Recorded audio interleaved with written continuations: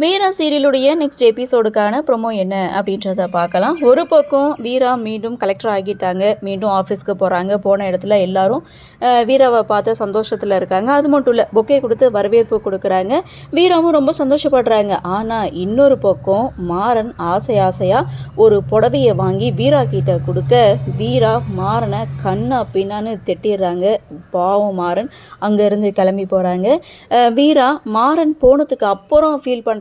அந்த புடவையை, அதாவது கீழே கிடக்கக்கூடிய புடவையை எடுத்து கையில் வச்சுட்டு, ஸோ மாறனை பற்றி எனக்கு தானே நல்லா தெரியும், அவனை இப்படி பேசியிருக்கக்கூடாது, எங்கே சுற்றினாலும் அவன் நம்மகிட்ட தானே வரான், மாறன் எங்கே போயிருப்பான் அப்படின்னு சொல்லிட்டு மாறனை ஒரு பக்கம் தேடிட்டு இருக்காங்க. பாவம் மாறனை ரொம்பவே விளாசிட்டாங்க. ஸோ இன்னொரு பக்கம் இங்கே வீரா மாறனுக்காக காத்துட்டு இருக்கும்போது மாறனோட என்ட்ரி.